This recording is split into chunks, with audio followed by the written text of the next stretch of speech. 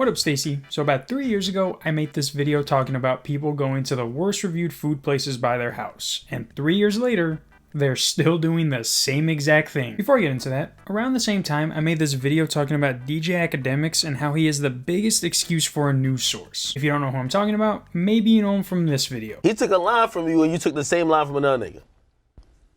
And you fat as fuck. And basically, he has a YouTube channel where he talks about the latest stuff that happens in the hip-hop world. And to be honest, I like his videos. There's this dude I used to show with, and he would always have an Akademiks video playing in the background. And to this day, I still don't know how he says his intro so fast. Check it out, check it out. It sounds like he's sneezing in the middle of saying something. Check it out, check it out. Check it. Like I said, his YouTube, good, fine. Thought and what you would call process went into it. His Instagram, though, when he posts on Instagram, it's like he's touching the orb of confusion from SpongeBob.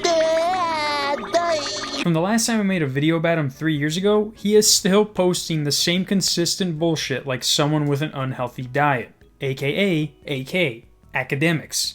The only DJ that sweats heavy creamer. But let's just go back a month. Just a month to show you the shit we've been dealing with. So for starters, we got this video of Kodak Black trying to use a Sacagawea dollar in a vending machine. Me worry about this shit.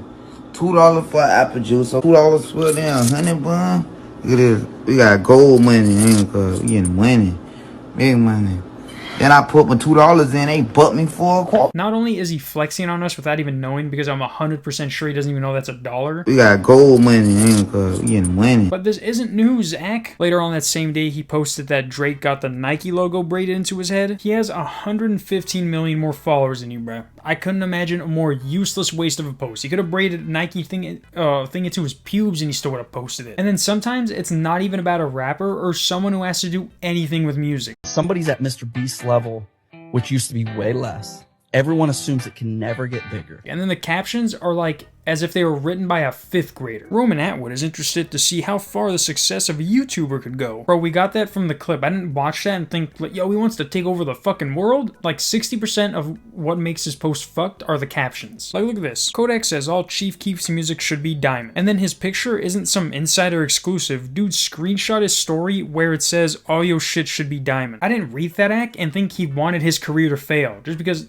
it's kind of like, I feel like you're reassuring me that. I know English, even if it's Kodak English. We got all the joke really already waiting on us. And I'm telling you, it's all his posts. And the thing is, he's supposed to be a news source. Like, people obviously follow him because he gives updates like no other, but I'm pretty sure you can do better than him. But I understand that he wants to spend more time on his personal page. I mean, look at this caption. This shit's a whole book compared to his other ones. Even when it's just him and a girl, he can't even control his fingers. But that's Akademiks for you. The only DJ with his own gravitational pull. But back to what I was first talking about. People going to the worst reviewed in their city. Now, 3 years ago, you couldn't escape these kind of videos. Whether it be a restaurant, hotel, people were even going to the most haunted place in their city. It was getting ridiculous. Right now, I'm actually heading to one of the most haunted hotels in the whole entire world. Someone going there first. I'm not going in. The closet is half open. Look at that. Yo, the closet was half open? It's almost like it was left ajar so that you know it was a closet. Nah, but the ghost is gonna fuck you if you go in there. But mainly for this video, I'm gonna be talking about the food ones because at least for me, those are the ones that are still popping up. And for some of y'all been living in the same city for 3 years and have been going to the worst reviewed restaurant there.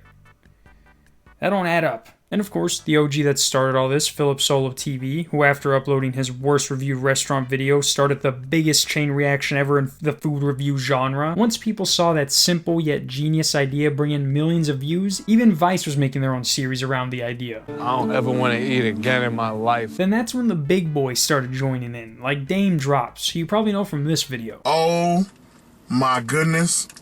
Oh my damn, they're going ham. But once people like him, and by people like him, I mean black people, but once the big dogs decided to eat, there was no going back. Huh? And eventually, it got so big, it started to make no sense. When you say the worst reviewed restaurant, that means out of these, this one's the worst. It's not out of these, this one's the worst, but also this one. Well, this one's pretty bad too. Well, the waiter called me a faggot at this place. Like, with the amount of worst reviewed restaurant videos there are, to someone who doesn't live in like Los Angeles or New York, they're gonna think we eat worse than the British. And whenever I see British food, this sound plays in my head. Like Brendan Taylor, ever since he saw Philip Solo's video, and you can go back and look for yourself, but ever since my man uploaded his eating at the worst reviewed restaurant in my city, he has uploaded over 130 videos of him doing the exact same thing. This guy's worse than Vice. Like after the first round of videos, or even after the first video for me, I don't know about for you, but I can pretty much assume that the worst place is gonna taste bad and the best place is gonna taste good. If they are, move. And even when it's the worst place and the food looks somewhat okay, they'll nitpick at anything. He did not ask us like for our order number. Didn't ask the name, didn't ask nothing. He just gave it to us, so must not have been a busy day. They're ordering food from a place that also makes Mr. Beast and DJ Khaled's food. They're lucky they even got sushi. How about instead of going to the worst and best reviewed place, relying on over-the-top reactions, you give us an honest review. Review Bro knows what's up. I don't think there's, aside from that, and maybe a little bit of the lettuce, I can't think of a single good thing to say about this. It's overpriced, it's disgusting, it tastes horrible. I don't know what they did to it. But we get it. You gag when you eat something disgusting. Oh, what's that? The caviar you ordered from a Mexican food truck tastes like an illegal immigrant? Maybe that's because one made it. Stop going to the worst reviewed restaurants you can find and making a video on what a Yelp review already did. Peace.